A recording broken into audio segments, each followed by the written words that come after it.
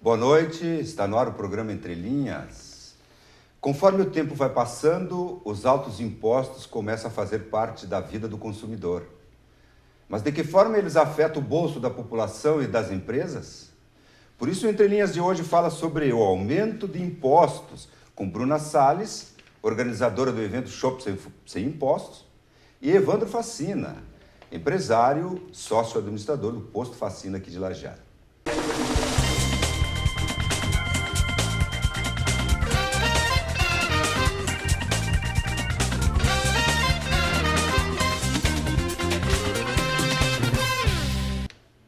Boa noite, sejam bem-vindos, bem-vinda.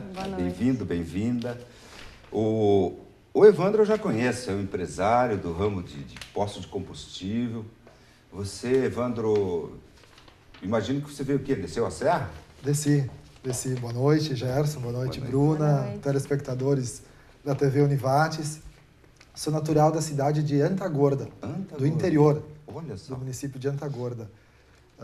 Vim para a região baixa em 91, quando vim estudar no Colégio Agrícola Teutônia. Eu sou filho de pequenos agricultores lá de Antagorda e acabei vindo para estudar no Colégio Agrícola e acabei gostando e ficando. Morei um período na cidade de Teutônia, hoje sou morador de Lajeado. Operamos então um posto de gasolina aqui, no São Cristóvão, e o Facina de Teutônia, no bairro Teutônia mesmo, lá na cidade de Teutônia. Aquele na Rota do Sol, né? Ele fica na Via Láctea. Sim, desculpe. Exatamente, é a via que liga a Rota do Sol com a BR-386. Isso, ele fica situado exatamente na frente do estádio do Gaúcho, do time de futebol. Você acredita que eu imaginava que era outro posto teu? É mesmo. Impressionante. Agora eu sei, localizou. Eu já tive outros dois lá também. Eles têm um perfil mais de caminhoneiro, posto de rodovia. E como eu me identifico mais com o varejo, então eu optei pelos postos de loja de conveniência, padaria, jet oil, para o atendimento de automóveis. Então acabei alicerçando e potencializando o Facina de Lajeado de Teutônia pelo perfil do cliente ser mais urbano. Perfeito. Olha, o fato de eu desconhecer aquele de Teutônia não significa que eu conheça o daqui. Sou cliente aqui no São Cristóvão, enfim, e você deu uma dinâmica diferente na gestão deste posto, que é o teu caráter, né? O teu tipo, não caráter, o teu tipo de empresário de fazer este ramo. Você cresceu muito aqui, evoluiu aqui, eu sei, se tu me permitir confidenciar, me parece que a bandeira que você tem no posto faz um prêmio anual. É o Clube do Milhão. Isso. E que concede viagens a quem se destaca. Você, por acaso, já viajou? Sim. Primeiro, dizer que eu fico lisonjeado em tê-lo como cliente, né? Fico muito feliz, é cliente do diesel S10, né? O S10. Aliás, briguei para você pôr lá, né? É verdade. Ele é um diesel mais limpo. É um diesel mais limpo e o nosso posto é ecoeficiente. Ele foi o primeiro posto do Vale do Taquari com ecoeficiência. Então, nós não temos mais o diesel comum, que tem... O comum é o S500, né? Tem 500 partículas de enxofre por quilo. Nossa! Já o S10 tem apenas 10 partículas de enxofre. Então, ele é ecologicamente mais correto e também ele faz melhor para o motor. Então, nós temos... Hoje, nos dois postos, só operamos com o S10. Mas, respondendo a tua pergunta, sim, a Ipiranga tem um chamado plano de marketing, onde lá contemplam 72 ações. E essas ações têm algumas metas. E nós, nos 14 anos de atividade, nós ganhamos já 15 viagens. Puxa! Porque, numa ocasião, ganhamos por 2 postos, né?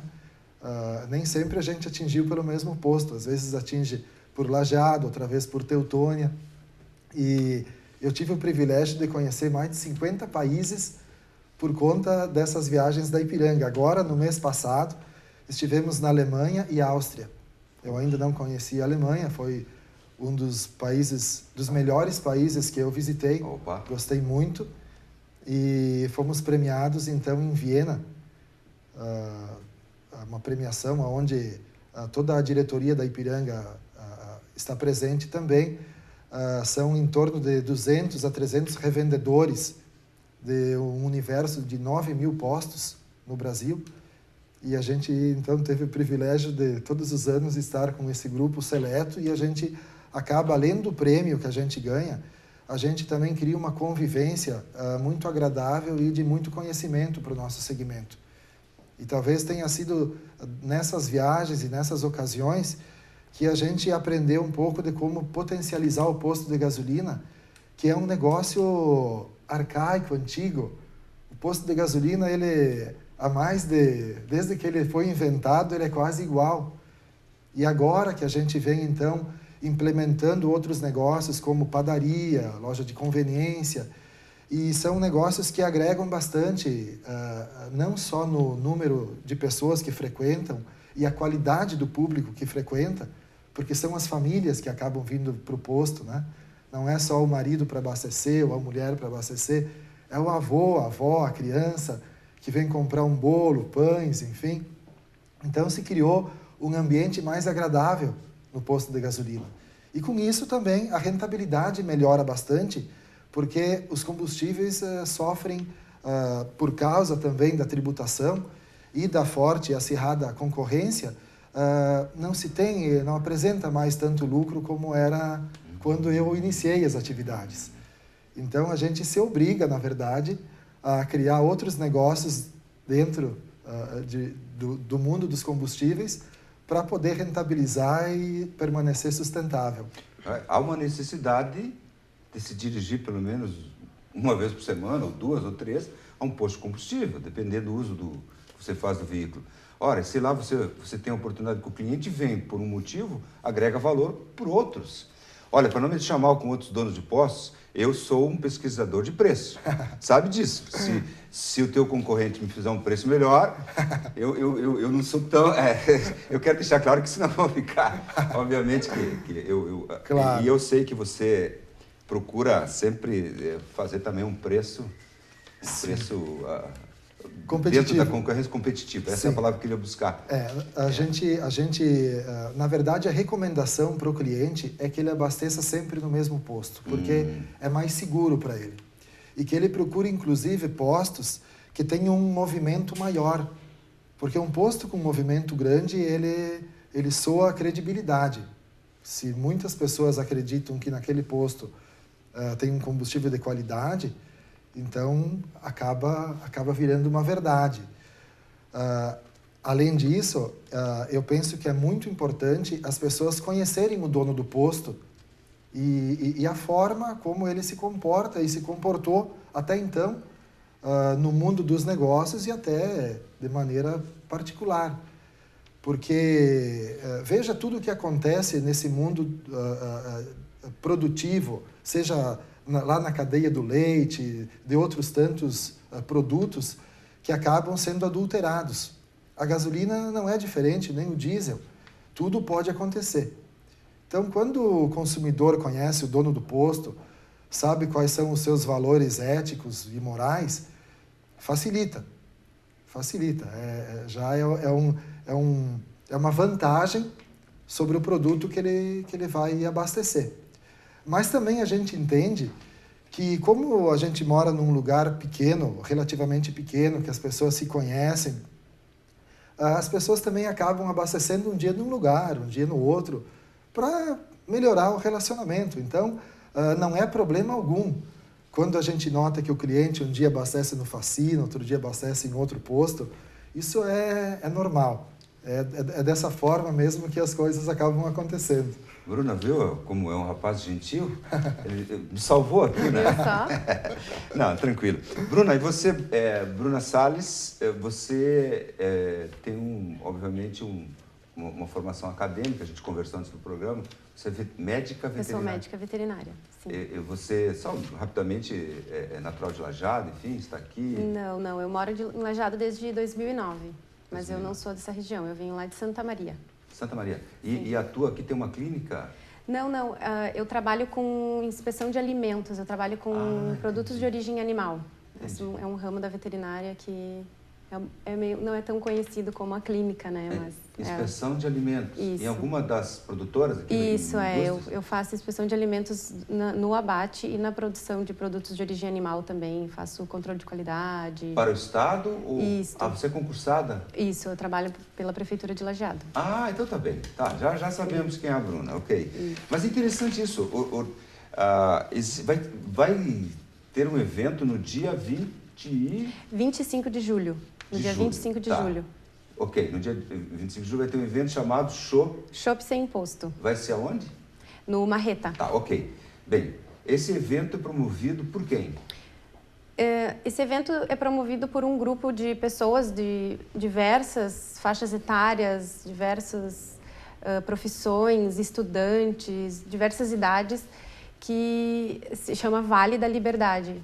E a gente tem esse grupo há mais ou menos um ano e pouco. Ele se reúne para discutir assuntos diversos, né? E entre eles a questão dos impostos, a questão de economia. Esse é um dos assuntos. A gente tem muito mais a ver com as questões de ideias de liberdade, né? Como um todo. Mas economia entra nesse âmbito. E impostos, sim.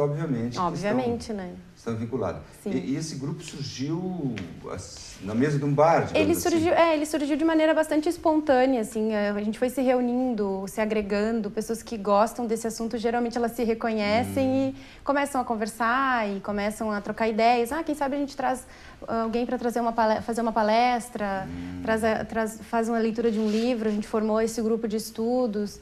Então, a gente vai trocando ideias, a gente se troca artigos, se envia matérias, materiais. Pelas redes sociais? Pelas redes. Um site, um grupo no WhatsApp? Nós temos uma página no Facebook chamada Vale da Liberdade. Okay. E ali a gente divulga as ideias, traz matérias, traz artigos, faz diversas discussões, né? Também pelo WhatsApp nós temos um grupo também, a gente ali troca bastante ideias, bastante... Tem noção quantos vocês formam esse grupo hoje? Eu acredito que a gente já está em mais de 50, assim, mas o grupo ele é bastante variável, né? Por exemplo, se a gente faz uma reunião, nem sempre todos conseguem ir, então ele varia bastante. Às vezes tem pessoas que vão uma vez para conhecer e acabam ficando no grupo, mas a gente tem uma gama bem grande. Página do Face, obviamente que tem... Na página do Face a gente consegue contabilizar as curtidas, né, que a gente chama. A gente está em torno de 500 e 600 curtidas no momento. Ok. Isso. Bom, vocês viram que nós já chegamos no final do primeiro bloco e nós vamos agora a um rápido intervalo e retornamos em seguida para retomar o tema sobre a questão dos altos impostos.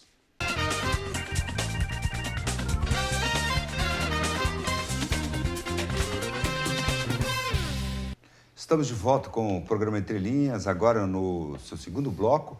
Estamos falando sobre aumento de impostos e contamos com a presença de Bruna Salles e o empresário Evandro Facina. Bem, no bloco anterior nós estávamos falando sobre esse grupo informal que vocês criaram. Ele é aberto, obviamente, para todos que se identificam com as ideias que vocês pretendem discutir, economia, né, a questão de política não, porque deve ser o quê? Suprapartidário, não há uma vinculação. Cada membro pode ter sua vinculação, mas não está vinculado a um partido político, é isso? Ok. Sabe que eu estou constatando, por outros programas que a gente fez aqui, de que a geração de vocês está se organizando de uma forma diferente. Isso é legal, sabe? Por exemplo, a gente fez um programa aqui com mulheres que criaram também informalmente, a semelhança de vocês, um grupo que se chamava Uma por Todas, Todas por Uma, que se chama, e que também criaram uma página na internet, se reúnem, fazem eventos, fazem discussões, que nesse caso é voltado para a proteção da mulher. O grupo se inspirou numa situação que ocorreram com agressões a mulheres aqui na nossa região e formou o grupo, está aí, está andando. Fizemos um belo programa sobre isso. Agora, já estou vendo que vocês, essa geração aí, a faixa etária de vocês, já estão discutindo a questão dos impostos, da liberdade. Tem que discutir. Sabe, eu temia, porque a minha geração, E a que me antecedeu discutiu muito, muito sobre política, sobre teses. Se discutiu lá, a minha geração anterior, a minha é pré a Revolução de 64. Então, naquele momento, se discutia muito no país ideias socialistas, marxistas, capitalistas, enfim, muito forte a discussão. Aí veio a Revolução, deu aquele período em que não podia se discutir. Eu passei, por exemplo, todo o meu segundo grau e todo o meu ginásio, na época era ginásio, aí peguei o fundamental, nós não podíamos falar nada disso que vocês estão falando, em absoluto. Se lá no colégio onde eu estudava ficar sabendo que alguém estava tentando falar nisso, ou algum tema, era expulso do colégio. Pelo menos era... Até que depois, obviamente, veio a abertura política, enfim. Então, agora vocês, com as redes sociais, com as ferramentas que as mídias sociais estão propiciando para vocês, colocando à disposição de vocês estão se organizando de uma forma diferente. Eu acho tão legal, né? O próprio WhatsApp, se formam grupos. Eu tenho meu grupo de amigos, meu grupo do futebol, meu grupo, enfim, diversos grupos, e ali dentro, tá? Vai se discutindo, se posta algumas coisas, enfim. O grande problema que eu vejo é a questão da veracidade da informação. Vem muito lixo pelas mídias. E vocês, com um grupo específico, onde se preocupam em aprofundar estudos, obviamente que ali vocês vão estar isentos de textos falsos, enfim, que pode induzir. Fiz uma introdução meio grande, que na verdade é um grande elogio para vocês. O grupo é Vale da Liberdade. E lá você discute a questão dos impostos? Sim, no grupo do Vale da Liberdade a gente discute as ideias de liberdade, especificamente. Por isso mesmo ele é um grupo suprapartidário, né? As ideias de liberdade ela vem antes da política, né? A gente sempre costuma dizer que a política, ou seja, o Estado, ele serve para manter a liberdade, né? A liberdade vem antes da política, é um direito do ser humano intrínseco, não depende de partido político. Então, desde que a pessoa acredite nessa ideia também, para nós não importa o partido que ela se coloque, assim, desde que tenha essa mesma crença, né? Amor à liberdade, como nós temos. Sabe, Bruna, ele já faleceu, Eduardo Galeano, já viu falar? Sim. É um uruguaio, ok? Ele tem uma visão talvez mais social, mais, enfim, esquerda, mas não importa. Ele disse algo quando eclodiram aquele movimento fortíssimo na Espanha, dos jovens acamparem nas praças, lembra? Uns anos atrás. E ele disse assim que o mundo está grávido. Só não sabemos o que vai nascer dele. E aí eu me lembro de vocês. Vocês podem gestar o que pode aí na frente nascer. Me parece que essa forma de organização política que nós temos, forma de governo que nós temos principalmente no Brasil, que permite essas coisas que estão acontecendo hoje, parece que isso aí já tem que ser afastado pela geração de vocês. E vocês criar algo novo. Criar uma forma de organização política do Brasil diferente. Não precisa ser essa. Não era essa. Houveram outras e pode ter no futuro outra. E aí eu deposito uma confiança em vocês. Gente como vocês, que param, pensam, estudam e que vão nos suceder. Eu estava preocupado porque eu faço uma meia-culpa e me parece que a minha geração falhou. Não gostaríamos de deixar isso que está acontecendo no Brasil. Pode ver que até pessoas acima da minha geração, aí já, se é verdade tudo que estão dizendo, e fizeram tudo isso, é terrível, que o sistema permite. Sim. E vocês podem criar algo novo. Então eu aproveitei já o programa para dizer, olha a tarefa que vocês têm. Então vocês estão discutindo ideias de liberdade. A gente discute, exatamente esse é um dos temas, né? Quando se fala de essas coisas que acontecem, a gente discute o porquê que elas acontecem e mecanismos delas não acontecerem mais. Porque a gente entra governo, sai governo, não interessa muito o partido, né? Os problemas, eles se repetem, e então a gente pensou, se muda o partido, mas não mudam os problemas, então o que está causando esses problemas? Quais são as ideias que estão trazendo esses problemas. É isso que a gente discute, né? A gente tem alguns bordões que a gente fala, então um deles é quanto maior o governo, menor o cidadão.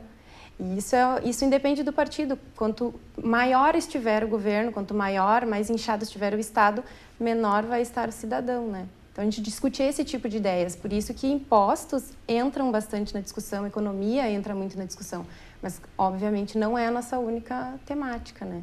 A questão dos impostos. Então, pelos estudos que vocês fazem, discussões que vocês fazem, nós já chegamos, digamos, a sociedade brasileira chegou no limite de pagamento de impostos? Ela tem a retribuição? O que a gente discute, na verdade, o que a gente quer trazer a discussão também para a quantidade, mas não só a quantidade, né? O que a gente tem hoje no Brasil, uma elevadíssima carga tributária sobre o consumo.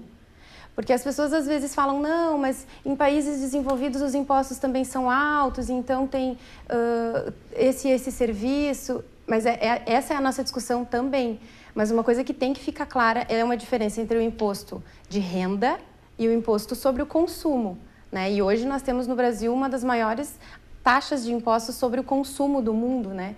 E essa é a pior forma, é a forma mais injusta de você cobrar impostos, porque você cobra igualmente do rico e do pobre, né? Então, por exemplo, se eu ganho 20 mil reais por mês e eu vou comprar uma gasolina com 56% de impostos, que é o que se paga hoje, não importa se eu tenho uma Ferrari ou se eu tenho um Fuca, é o mesmo.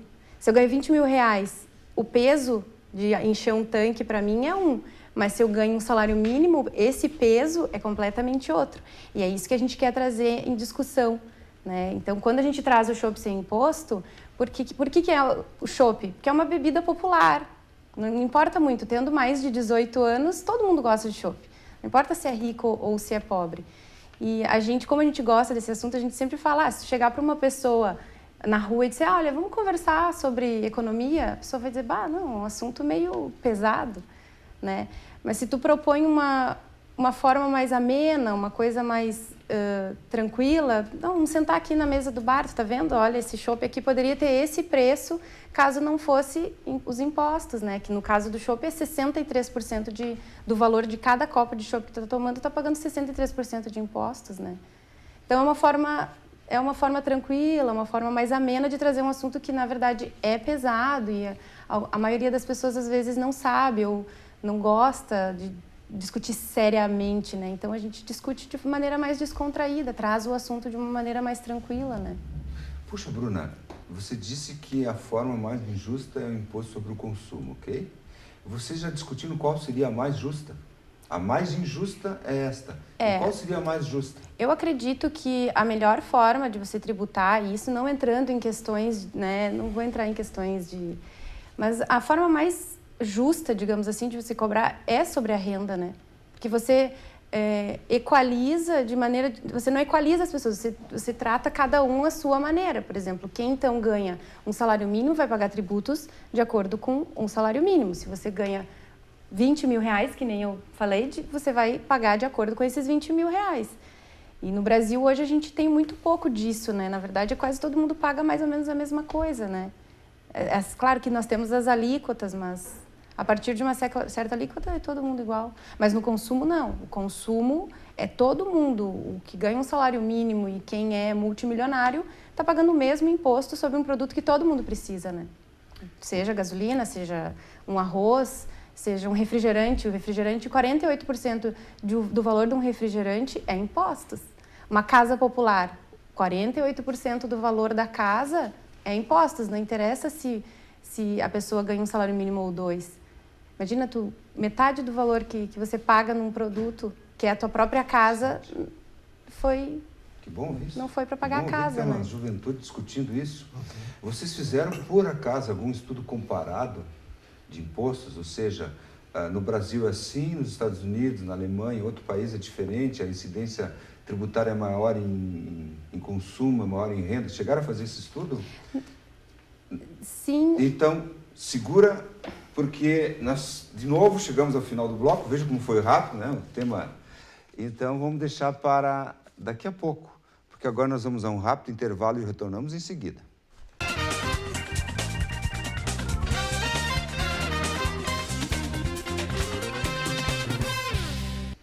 Estamos de volta com o programa Entre Linhas, agora no seu terceiro bloco. Estamos tratando sobre o tema aumento de impostos. Veja, nós estamos falando de aumento de impostos, teve um aumento muito forte, com enorme repercussão na população, que é a questão dos combustíveis, diesel e gasolina, e álcool. Etanol. Etanol, álcool, ok. Agora, recente, e que a população está até, de alguma forma, aí, meio que reagindo, né? E é imposto sobre consumo. E eu deixei no ar um questionamento para a Bruna de que seu grupo, a Bruna tem um grupo interessantíssimo aí, uma juventude já preocupada, discutindo, que é o grupo Vale da Liberdade. E eu deixei no ar a questão se vocês chegaram a fazer algum estudo comparado com outros países. Obviamente que não vai aqui agora saber como é a tributação em outros países, mas de modo geral nos outros países, o que se tem num comparativo com o Brasil? A gente viu que o Brasil a ênfase é no consumo. O que se tem de comparativos é que em países que geralmente as pessoas usam como exemplo de alta carga tributária, por exemplo, a Suécia, né? As pessoas sempre gostam de fazer esse comparativo. Não, mas na Suécia, mas na Suíça. Esses países mais desenvolvidos, a carga tributária ela é nesse sentido mais para o lado da renda. O consumo não é tão tributado quanto o Brasil, né? Essa coisa da carga tributária do consumo é bem alta no Brasil. E nenhum país conseguiu se desenvolver elevando carga tributária sobre o consumo, né? Interessante. Olha essa frase de peso aqui. Olha só, fascina. Nenhum país do mundo conseguiu se desenvolver com ênfase na tributação sobre o consumo. É um inibidor? Exato, né? Porque, na verdade, ele é um cobertor só, né? Porque as pessoas falam, não, mas tem que pagar impostos para fornecer, então, os produtos para a população, os serviços para a população. Mas, então, quer dizer que se uma pessoa pobre pagou 48% de tributos para construir sua própria casa, ela pagou 48% para que fosse revertido para ela mesma? Então, na verdade, é uma discussão bem complexa, né? Porque se uma pessoa paga, por exemplo, 30% de impostos num medicamento e ela for pobre, então, para que ela está pagando impostos para retornar o dinheiro para ela mesma, né? Em tese, deveria. Na verdade, a discussão, ela gira em torno de entender que essa diferença ela tem que ficar muito clara para o cidadão, né? O que tu está pagando e o que tu está recebendo em troca. E o cidadão hoje no Brasil, ele não recebe o que ele deveria receber em troca dos tributos que ele paga, né? Vocês chegaram a discutir no grupo a questão do imposto sobre grandes fortunas? Assim, esse assunto ele é bem polêmico, né? Até porque nós acreditamos nas ideias da liberdade, nós não acreditamos em tributação de grandes fortunas. Opa! Não. Principalmente pelo fato de que isso causa o efeito contrário do que promete, entendeu? Você não eleva a arrecadação, você causa fuga de capitais, né? Então, quem tem dinheiro, geralmente esse dinheiro ele não está líquido na mão dele, não está guardado num cofre dentro de casa, ele está geralmente investido no país, né? Ele é uma fortuna, mas ela está investida numa empresa, produzindo. Então, se você dificulta a vida dessa pessoa, ao invés de ela gerar empregos no teu país, ela vai para o Chile. Ela vai para outro, né? Esse exemplo a gente teve agora, bem recentemente na França, né?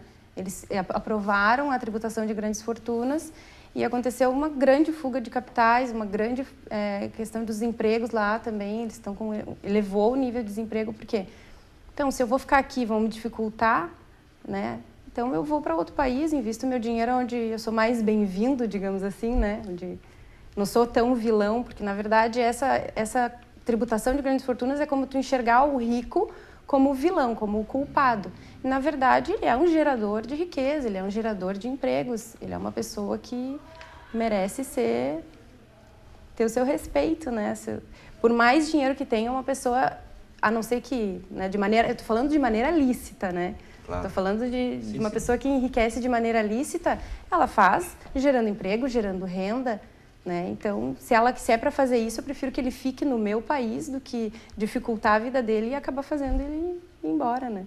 Interessante. Facina, você que fez essas viagens aí, que você citou no primeiro bloco, tipo, a Alemanha, me parece, eles também têm um imposto, tem uns 7, 8% sobre o consumo, né? Inclusive, os estrangeiros, se compram alguma coisa no aeroporto, tem o... Como é que é? É free tax... Não, tax-free. Tax-free. Tax-free. Se não me engano, eram 7.000%, né?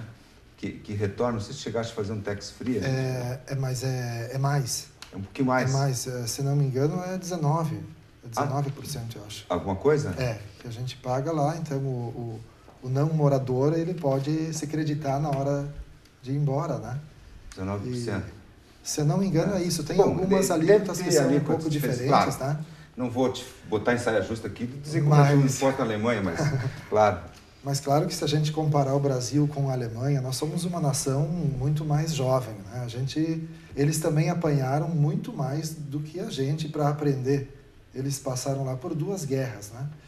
Mas o que é importante nessa discussão, e a gente agradece esse elogio que tu nos faz, né? A juventude, e acho que é merecedora mesmo, porque eu penso que a juventude está olhando com outro viés, e não é um viés anarquista, é um viés realmente na busca de soluções, e principalmente demonstrando que não está concordando com o que estamos vivendo aqui. Então eu penso que o Brasil ele precisa realmente primeiro se dar conta do que está acontecendo, fazer esses comparativos com outros países. E quando tu tens todo o cuidado em falar de uma grande fortuna, de um grande empresário, na verdade é um comportamento quase que absurdo do brasileiro. Porque ele faz isso não só com o grande empresário, que é a pessoa que gera renda e que realmente, se ele criou uma fortuna, ele tem uma visão, ele é um visionário, ele é um cara inteligente. Então eu penso que essa é a maneira de olhar para esse cara de sucesso, né? Porque no Brasil, quando um pequeno cidadão lá de Antagorda ele resolve abrir um negócio aqui em Lajeado, a pessoa olha e diz assim, puxa vida, mas esse cara quer ganhar dinheiro. É o primeiro olhar que a sociedade faz para o empreendedor. E por muitas vezes vê ele com um olhar negativo. E, na verdade, esse cara, ele está gerando emprego e renda, a começar por aí. E ele está botando o dinheiro dele e todo o esforço dele para inúmeras famílias e para proporcionar inúmeras novidades e situações mais confortáveis para a comunidade. Então, a gente não deveria ter esse cuidado de falar em fortunas como se fosse uma coisa horrível, horrenda, né? Pelo contrário, nós precisamos dos empresários, dos corajosos que empreendem, que investem o seu dinheiro, o seu trabalho, que inventam, né? Então, acho que o Brasil ele ainda peca um pouquinho, bastante, ele peca bastante nisso aí. E tu falaste há pouco também do nosso sistema, né? Ele está completamente ultrapassado, falido. Ele já morreu faz tempo. A gente não vai encontrar uma solução dessa maneira. Esses 513 deputados, os 81 senadores, protegidos pelo STF, essa gente não vai resolver o nosso problema. É por isso que o Vale da Liberdade faz lá o dia do chopp sem imposto, para fazer um chamamento à comunidade. Olha como seria bom não ter um imposto. Nós precisamos nos manifestar. Assim que o Facina passa o final de semana sem reajustar a gasolina por um aumento que dobrou o imposto de um dia para o outro, não respeitou sequer, o senhor que é advogado, não respeitou o período da legislação, fez por decreto, e no dia seguinte publicou no Diário Oficial e está valendo o aumento de impostos, mais do que o dobro. E o Facina não reajusta e vende 4, 5 vezes mais. Não lucra nessa venda, mas mostra para a comunidade que vai lá abastecer, que vê que vai fugir de um prejuízo, podendo encher o tanque naquele momento. Ele faz isso com toda a vontade e nós temos que ir além dessa participação no chopp ou ir abastecer quando o combustível ainda não subiu. A gente realmente precisa se manifestar e mudar isso. Veja um tanque de gasolina de um carro pequeno, como um popular, R$20 é o valor de um tanque cheio desse carro, além dos 56% que tu falaste. R$20 é só esse último aumento.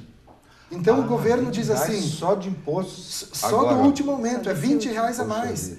Então o governo diz assim, eu sou o dono de tudo e a partir desse momento, amanhã de manhã, às 8 horas, eu vou te cobrar tantos % a mais. E a gente diz, vai tirar do meu bolso R$20 a cada vez que eu for abastecer? A pessoa vai lá 5 vezes por semana, são R$100, num orçamento de 1.500, talvez. Então, isso já é nítido que passou do tempo. Porque essa discussão de carga tributária, ela vem de anos. E não por nós, aqui, né, só aqui em Lajeado, por tributaristas, economistas, renomados, políticos que tentaram o poder e chegaram no poder. E não resolveram. E a gente vai precisar resolver ou nós vamos sucumbir. Pois bem, Faustina, você falou que vendeu o teu estoque com preço antigo, e no repor?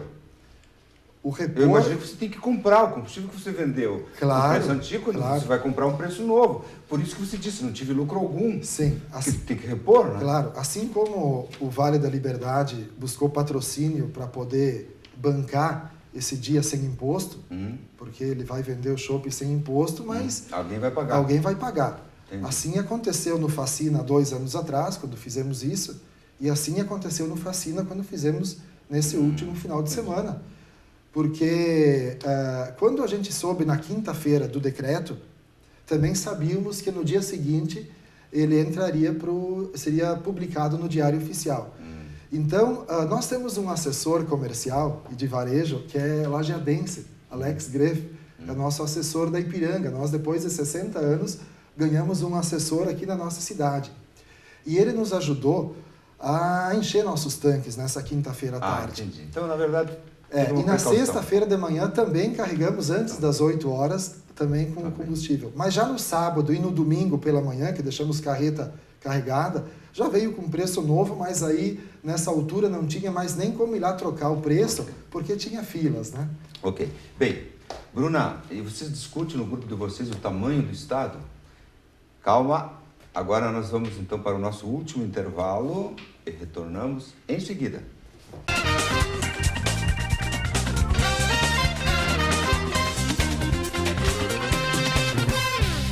Retornamos ao programa Entre Linhas de hoje. Estamos tratando sobre o tema aumento de impostos. E este é o quarto e último bloco.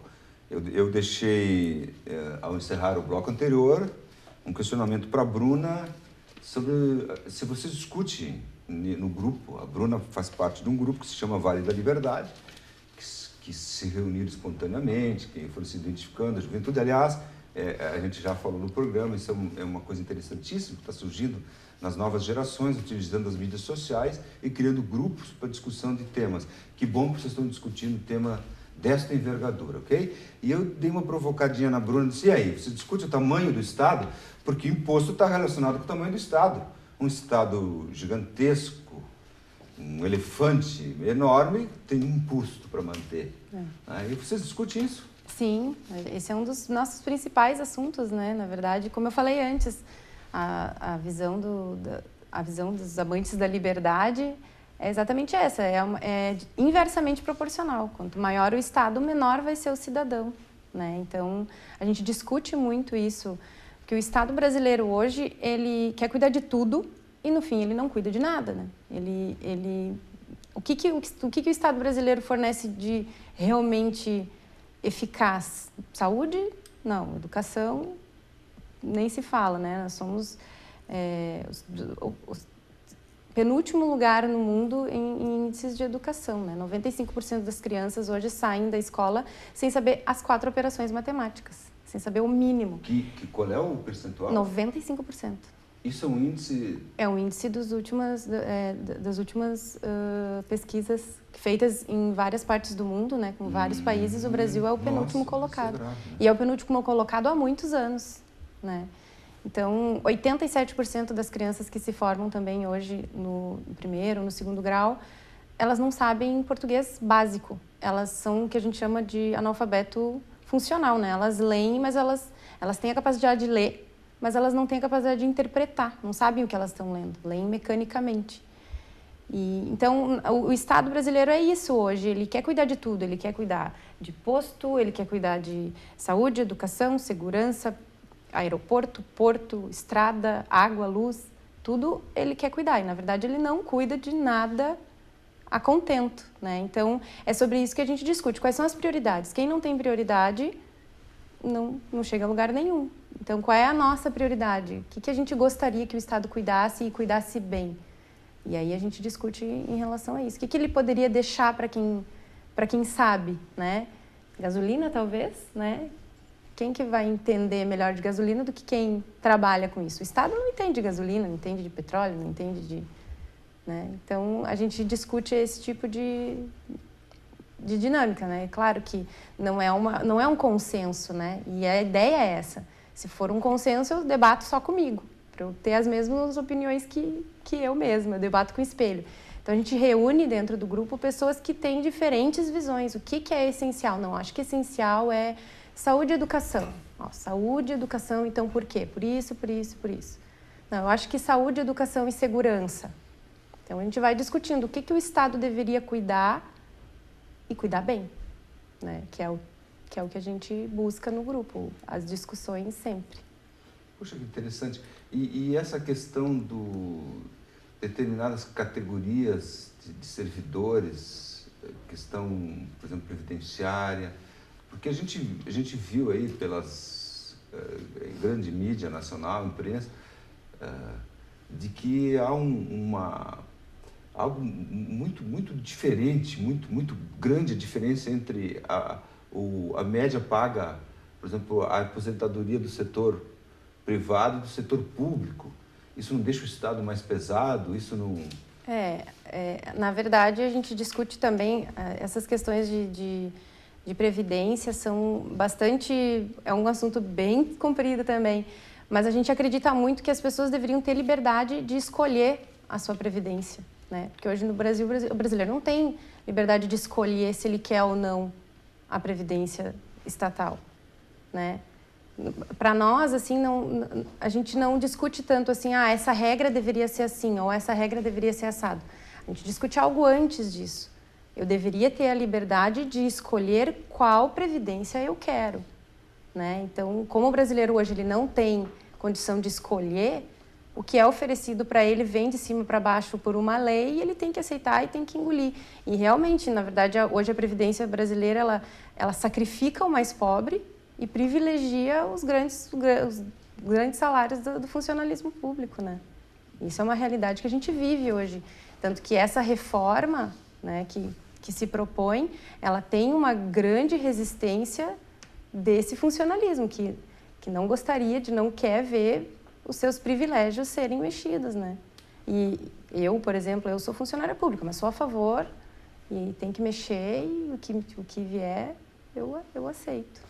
E eu acho que o grupo de vocês vai ter aí muito trabalho pela frente, que está se começando a falar que a próxima reforma seria tributária.